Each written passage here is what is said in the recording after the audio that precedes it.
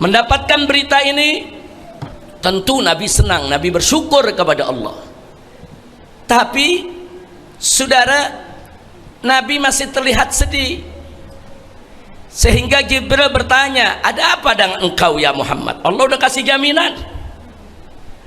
Maka dalam satu riwayat disebutkan, Nabi mengatakan malaikat Jibril, wahai Jibril, ini jaminan selama aku ada di tengah mereka.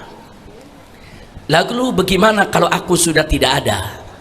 Subhanallah, ternyata Nabi juga mikirin kita semua, Bu. Nabi nggak mikirin saat Nabi hidup saja. Jadi kalau Nabi udah nggak ada, bagaimana? Apakah azab semacam itu akan Allah turunkan kepada umatnya? Saudara, akhirnya malaikat Jibril kembali. Nabi terus baca, saudara, memohon kepada Allah. Dan akhirnya Jibril kembali menyampaikan wahyu dari Allah, lanjutan ayat tadi, wa ma kanallahu mu'adzibahum wa hum yastaghfirun. Tidak sekali-kali Allah mengazab mereka, kau punya umat ya Muhammad, wa hum yastaghfirun, selama mereka beristighfar, memohon ampun kepada Allah. Bismillah walhamdulillah wassalatu wassalamu ala rasulillah wa ala alihi wa sahbihi wa mawalah. Kepada segenap para ummahat, para akhwat, para ustadzah, para syaraif yang sangat saya cintai dan semoga senantiasa dimuliakan Allah subhanahu wa ta'ala. Alhamdulillah, pada hari ini di pengajian rutin majelis bulanan kaum ibu di Markas Syariat Petamburan kembali kita adakan, dan tadi sudah sama kita dengarkan pelajaran demi pelajaran yang disampaikan oleh guru-guru kita. Pertama tadi pelajaran yang disampaikan oleh Habib Alwi bin Hasan bin Sumit hafidhahullah ta'ala wa ra'ah. Kemudian dilanjutkan dengan pelajaran yang disampaikan oleh Habib Muhammad bin Hadi Al-Habsyi hafidhahullah ta'ala wa ra'ah. Kemudian tadi juga sudah sama kita dengarkan qasidah demi qasidah, nasyid demi nasyid yang disampaikan, dibawakan oleh putri-putri saya. Mudah-mudahan semua pelajaran, qasidah, nasyid yang disampaikan bisa menjadi penyebab turunnya rahmat dan barakah. Amin ya rabbal alamin. Hari ini saya punya putri Sarifah Najwa yang biasa menyampaikan materi fikih wanita. Hari ini tidak bisa hadir karena putrinya sakit, sehingga harus merawat putrinya. Kita doakan semoga putrinya Allah berikan sehat walafiat. Dan yang kedua, yang hari ini juga tidak bisa menyampaikan pelajaran, yaitu guru kita Habib Muhammad Hanif bin Abdurrahman Al-Attas, karena saat ini beliau sedang ada di Jawa Timur dalam rangka mengikuti ujian disertasi S3-nya. Nah, jadi doakan semoga lulus dengan nilai bagus. Dan mudah-mudahan nanti Habib Hanif gelar doktornya itu manfaat buat umat, manfaat buat perjuangan dakwah. Amin ya rabbal alamin. Jadi kita maklumi beberapa guru-guru kita tidak hadir, tapi mudah-mudahan itu sama sekali tidak mengurangi yaitu hikmah barakah yang kita dapatkan pada pengajian ini, insya Allah. Nah, ibu-ibu yang saya cintai, pada kesempatan ini tidak banyak yang ingin saya sampaikan berkaitan dengan materi pengajian. Hanya saya ingin mengajak semua ibu-ibu melihat situasi dan kondisi kita punya negeri yang banyak persoalan, banyak problem yang memang harus kita selesaikan bersama-sama. Tidak melulu kita mengandalkan pemerintah, tapi kita harus kompak, harus bekerja sama bahu membahu mengatasi segala problem yang terjadi di kita punya negeri. Nah, salah satu kiat yang paling utama yang diberikan oleh Nabi buat kita semua untuk menghadapi, jangan sampai kita mendapatkan azab, mendapatkan musibah, mendapatkan aneka ragam bencana akibat merajalelanya kemunkaran, merajalelanya kemaksiatan, banyaknya LGBT di mana-mana, merajalelanya korupsi, banyak orang-orang yang jahat, saudara. Jadi memang kezoliman dan kejahatan yang ada di sekitar kita itu secara otomatis bisa mengundang murka Allah. Nah, kalau Allah sudah murka, akan ada bencana. Kalau bencana datang, semuanya akan kena. Na'udzubillah min dzalik. Nah, karena itu, saudara, apa sih kunci yang dikasih oleh Nabi? Salah satunya, Nabi meninggalkan kepada kita al-istighfar. Banyak-banyak istighfar. Suatu hari, yaitu pada malam hari, suatu malam, Nabi kita Sayyiduna Muhammad sallallahu alaihi wasallam pernah membaca surat Al-Maidah. Jadi bacaan Nabi tenang, bacaannya enak di malam hari. Nah, di salah satu malam yang Nabi tahajud, Nabi membaca surat Al-Maidah. Surat Al-Maidah itu, Bu, ada 200 ayat. Nah, begitu Nabi baca dengan tenang, ayat demi ayat, ayat demi ayat. Nah, ingat, Bu, ya, Nabi kalau baca Quran nggak pernah terburu-buru. Nabi kalau baca Quran tidak pernah terburu-buru. Nabi itu kalau baca Quran tenang, dari ayat ke ayat, betul-betul diresapi. Nah, itu yang patut dicontoh oleh umatnya, insya Allah. Nah, begitu Nabi sampai ke ayat 118, dalam satu riwayat diceritakan ayat itu berbunyi, saudara, tentang doanya Nabi Isa alaihissalam. Tatkala Nabi Isa mengatakan kepada Allah subhanahu wa ta'ala, in tu'adzibhum fa innahum ibadu wa in takfir lahum fa innaka antal azizul hakim. Jadi ini ayat Al-Quran, firman Allah. Allah sedang menceritakan doanya Nabi Isa alaihis salam. Jadi begitu sampai ayat ini, Nabi berhenti. Terus Nabi ulangi lagi pembacaan ayat tersebut, in tu'adzibhum fa innahum ibaduk wa in takfir lahum fa innaka antal azizul hakim. Nabi berhenti lagi, kemudian diulangi lagi oleh Nabi ayat tersebut sampai Nabi meneteskan air mata sambil mengangkat kedua tangan memohon kepada Allah, ya Rabb ummati ummati, ya Allah, bagaimana aku punya umatku, ya Allah, tolong aku punya umat. Jadi ada apa dengan ayat tadi, saudara?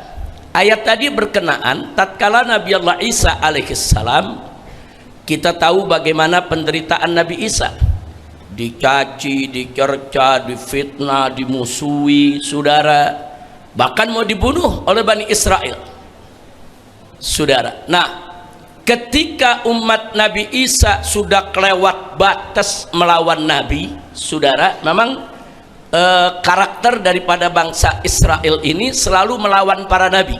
Nabi dilawan, Nabi dihina, Nabi disiksa, Nabi dibunuh, saudara. Nah, ternyata Nabi Isa alaihissalam pun mengalami hal serupa sebagaimana dialami oleh nabi-nabi Bani Israel sebelumnya. Nah, kali ini, saudara, kejahatan yang dilakukan, kebiadaban yang dilakukan oleh umat Nabi Isa sudah kelewat batas.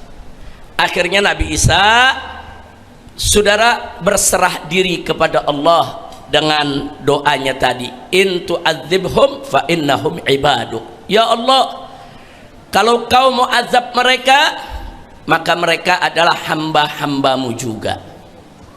Wa in takfir lahum, tapi kalau engkau mau mengampuni mereka, memaafkan mereka, fa innaka antal azizul hakim, maka sesungguhnya engkau maha mulia lagi maha bijaksana. Jadi artinya saudara, Nabi Musa udah pasrahkan kepada Allah, mau diapain itu umat. Nah ini yang membuat Nabi terhenyak, sedih, nangis. Kenapa Nabi nangis? Karena Nabi juga menghadapi umatnya. Bahkan saudara, kala itu Nabi lagi menghadapi tantangan orang-orang kafir Quraisy, sebagaimana Allah ceritakan di dalam Al-Quranul Karim, yaitu Allah ceritakan dalam surat Al-Anfal. Nah, kalau kita lihat surat Al-Anfal ayat 32 sampai 33, di ayat 32 Allah menceritakan tentang orang-orang kafir Quraisy, mengatakan, wa idz qalu, tatkala mereka orang-orang musyrik berkata, Allahumma in kana hadza huwal haqqu min indik, ya Allah, andai kata ini yang dibawa oleh Muhammad adalah sesuatu yang hak, sesuatu yang benar yang datang darimu, fa'amtir alaina hijaratan minas sama, maka berikan kami hujan batu dari langit, wa'tina bi'adzabin alim, dan datangkan kepada kami azab yang pedih. Artinya saudara, orang-orang kafir Quraisy, orang-orang musyrik nantang Nabi, saudara, nggak percaya. Sampai-sampai mereka berkata, ya Allah, kalau Muhammad itu benar, turunin dong hujan batu buat kami semua di sini. Turunin hujan batu, berikan kepada kami azab yang pedih. Nah, sebagaimana pernah terjadi di zaman umat-umat sebelumnya. Nah, di sini saudara, Nabi terhenyak. Jadi ada kaitannya. Dalam ayat tadi ada sejarah di mana Nabi Isa akhirnya menyerahkan umatnya kepada Allah, mau diapain aja. Dan Nabi mengingat bagaimana sejarah umat-umat terdahulu banyak yang dihancurkan oleh Allah. Nah, kali ini ada sekelompok umat Nabi yang tidak beriman kepada Nabi. Karena umat itu ada dua, Bu, ya. Umat itu ada dua. Umat Nabi Muhammad itu ada dua. Ada umat dakwah, ada umat istijabah. Nah, umat istijabah artinya umat yang beriman kepada Nabi. Umat dakwah artinya seluruh umat manusia yang wajib beriman kepada Nabi, baik dia orang Islam maupun bukan Islam, semuanya wajib beriman kepada Nabi. Itu disebut umat dakwah. Jadi orang-orang kafir Quraisy pun umat dakwah buat Nabi. Emang mereka didakwahkan untuk masuk Islam. Nah, kali ini mereka nantang-nantang, kalau memang Muhammad itu benar, ya Allah turunkan aja hujan batu kepada kami. Nah, berikan aja kami azab yang pedih, saudara. Nah, berkaitan dengan ini, kembali kepada surat Al-Maidah tadi, Nabi nangis, ya Rabb ummati ummati. Apa maksud Nabi dengan kata ummati ummati? Maksudnya, ya Allah, umatku jangan diazab seperti itu. Jadi jangan sampai diazab ada apa namanya gempa bumi, hujan batu, saudara, petir yang menggelegar, menyambar-nyambar, saudara. Nabi nggak mau itu terjadi terhadap umatnya, walaupun saudara umat dakwahnya dari kaum musyrikin Mekah sudah menantang-nantang. Nah, kemudian selanjutnya apa yang terjadi, saudara? Nabi ulangi lagi ayat tadi, in tu'adzibhum fa innahum ibaduk wa in takfir lahum fa innaka antal azizul hakim. Terus Nabi nangis sepanjang malam. Nabi minta ummati ummati ya Rabb. Nah, menjelang pagi, menjelang subuh, saudara, di tengah malam datanglah malaikat Jibril alaihissalam memberi kabar kepada Nabi, absyir ya Muhammad, ada kabar gembira buat engkau ya Muhammad. Apa kabar gembiranya, saudara?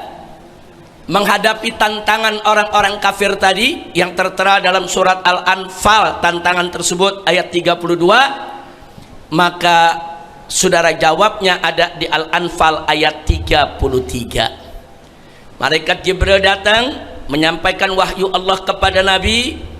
di mana Allah Subhanahu wa taala berfirman sebagaimana disampaikan oleh malaikat Jibril alaihi salam kepada Nabi kita Muhammad sallallahu alaihi wasallam, wa ma kana Allahu liyu'adzibahum wa anta fihim, wa ma kana Allahu liyu'adzibahum wa anta fihim. Tidak sekali-kali wahai Muhammad Allah mengazab mereka, menghancurkan mereka, membinasakan mereka, wa anta fihim, selama engkau ada di tengah-tengah mereka.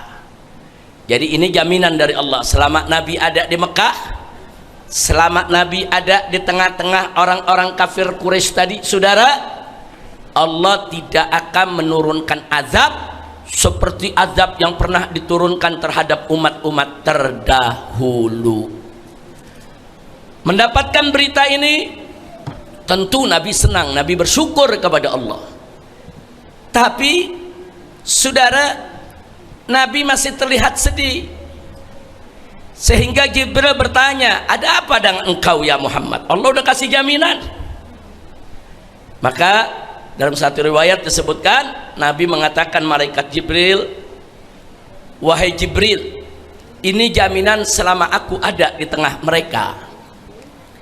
Lalu bagaimana kalau aku sudah tidak ada? Subhanallah, ternyata Nabi juga mikirin kita semua, Bu. Nabi nggak mikirin saat Nabi hidup saja. Jadi kalau Nabi udah nggak ada, bagaimana? Apakah azab semacam itu akan Allah turunkan kepada umatnya?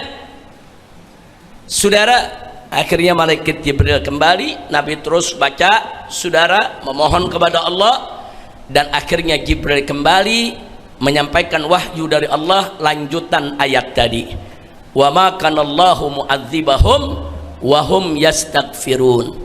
Tidak sekali-kali Allah mengazab mereka, kau punya umat ya Muhammad, wa hum yastaghfirun, selama mereka beristighfar, memohon ampun kepada Allah. Alhamdulillah. Nah, jadi kita bisa lihat di sini saudara, ada beberapa hal terjawab untuk kita. Satu, ada yang bertanya, kenapa sih umat Nabi Muhammad di kota Mekah yang begitu kejam, begitu biadab, tapi kok nggak dikirim hujan batu, kok nggak dikirim gempa bumi yang dahsyat atau petir yang menyambar mereka? Kan umat-umat Nabi sebelumnya digitukan oleh Allah. Jawabnya, justru karena itu permohonan Nabi, saudara. Nabi nggak mau umatnya diperlakukan seperti itu, karena Nabi selalu berharap umat tersebut akhirnya sadar untuk masuk ke dalam Islam. Nah, inilah rahmatnya Nabi kita. Makanya Allah mengatakan dalam Al-Quran, wa ma arsalnaka illa rahmatan lil alamin. Jadi salah satu bentuk rahmat yang dimiliki oleh Nabi ini, sampai kepada orang-orang kafir pun, saudara, Nabi punya sikap yang sedemikian rupa. Jangan apalagi kepada umatnya. Kepada orang kafir raja Nabi nggak mau sampai datang balak yang begitu, apalagi umatnya. Yang kedua, saudara, pelajaran juga buat kita, saudara, karena Allah tadi mengatakan, wa ma kana Allahu liyu'adzibahum wa anta fihim. Tidaklah Allah mengazab mereka selama engkau ada di tengah-tengah mereka. Nah, di sini juga ada pelajaran buat kita, karena kalau Allah menjatuhkan azab kepada satu kaum, itu sifatnya umum, semuanya kena. Siapapun yang ada di situ, mau itu nabi, mau itu wali, mau itu orang soleh. Makanya dulu nabi-nabi yang diutus oleh Allah, sebelum umatnya diazab, nabinya disuruh keluar supaya nabinya tidak kena. Nabi Nuh, sebelum Allah kirimkan itu air banjir air bah yang begitu hebat, Allah perintahkan bikin dulu perahu yang besar. Nah, dan Nabi Nuh ikut. Kenapa? Karena kalau air bah udah datang, semua kena. Mau itu nabi, mau itu keluarga nabi, semua kena. Hanya saja para nabi, saudara, Allah beri kesempatan untuk diselamatkan. Nah, ada yang mereka suruh keluar dulu dari umatnya, baru Allah hancurkan. Ada yang diminta untuk membuat perahu, begitu air bah datang mereka selamat, saudara. Nah, itu pelajaran buat kita. Makanya selama Nabi ada di Mekah, Allah nggak bakal hancurkan itu kota Mekah. Kenapa? Ada Nabi di sana. Nah, nggak mungkin Allah berikan musibah yang nanti Nabi terkena, nggak mungkin, saudara. Nah, itu pelajaran yang kedua. Nah, pelajaran yang ketiga yang kita dapatkan di sini, sebagaimana disebutkan oleh Nabi dalam satu hadis. Nabi mengatakan, saudara, di dalam satu riwayat hadis Utsman bin Abil As, bahwa Nabi bersabda alaihi salatu wassalam, atau kama qala Nabi, fil ardi amanan, di atas bumi ini ada dua pengaman, ada dua keamanan. Ana aman wal istighfaru aman, aku adalah keamanan untuk umatku, wal istighfar, dan istighfar juga adalah keamanan untuk umatku. Di hadis Nabi yang lain, Nabi katakan, saudara, bahwa selama beliau hidup, umat ada dua keamanan, ada Nabi, ada istighfar. Tapi nanti begitu Nabi pergi, Nabi tinggalkan istighfar, tetap menjadi pengaman buat umatnya. Alhamdulillah. Nah, karena itu, sebagaimana tadi yang sudah saya sampaikan, dalam kondisi kita lihat negeri kita seperti ini, Bu, ya, maksiat merajalela, kemunkaran merajalela, ulama dihina-hina, keluarga Nabi dimusuhi, keadilan tidak ditegakkan, korupsi ada di mana-mana, LGBT, saudara, sudah masuk di setiap kampung, saudara. Yang halal disebut haram, yang haram disebut halal, saudara. Rakyat semakin susah, rakyat diperes, saudara, sedemikian rupa. Dan kemudian banyak rakyat yang diteror, diintimidasi, dan lain sebagainya, dan lain sebagainya. Kondisi seperti ini merupakan musibah buat umat Islam. Dan kalau ini dibiarkan, musibahnya akan semakin besar, saudara. Dan ini akan mengundang murka Allah. Saya mau tanya sekarang semua, kalau kezaliman merajalela, Allah murka tidak? Maksiat merajalela, Allah murka tidak? LGBT merajalela, Allah murka tidak? Korupsi merajalela, Allah murka tidak? Murka. Rakyat dibikin susah, Allah murka tidak? Murka. Ulama dihina-hina, Allah murka tidak? Keluarga Nabi dimusuhi, Allah murka tidak? Nah, sekarang kalau Allah murka, bencana datang, al-bala yaum, bencana akan mengenai semua orang. Nah, makanya sekarang kita lihat di beberapa daerah, saudara, ada yang terkena kelaparan, ada yang terkena penyakit, ada yang terkena gempa, ada yang terkena banjir, ada yang terkena kebakaran, saudara. Nah, musibah-musibah itu nggak bakal berhenti selama kezaliman, kemaksiatan terus merajalela. Nah, sekarang pertanyaannya, bagaimana cara kita menyelamatkan diri dari musibah, dari bencana? Jangan sampai ini kemurkaan Allah menimbulkan bencana yang luar biasa buat kita. Kuncinya istighfar, banyak istighfar, banyak istighfar, banyak baca istighfar. Setiap sholat baca istighfar, lagi santai ibu, lagi nggak ada kerjaan, baca istighfar. Sambil masak juga baca istighfar, astagfirullahaladzim. Banyak baca istighfar. Dan insya Allah dengan banyak istighfar, Allah jauhkan kita dari penyakit, Allah jauhkan kita dari kebakaran, Allah jauhkan kita dari kebanjiran, Allah jauhkan kita dari gempa bumi, Allah jauhkan kita dari penyakit menular, Allah jauhkan kita dari kejahatan-kejahatan yang merajalela, Allah jauhkan keluarga kita dari semua kekejian. Amin ya rabbal alamin. Jadi banyak-banyak istighfar, insya Allah. Di samping juga jangan lupa banyak-banyak sholawat buat Nabi kita Muhammad sallallahu alaihi wasallam. Sallu ala nabi. Banyak-banyak baca selawat, karena selawat juga merupakan salah satu pintu keberkahan, keselamatan yang bisa Allah turunkan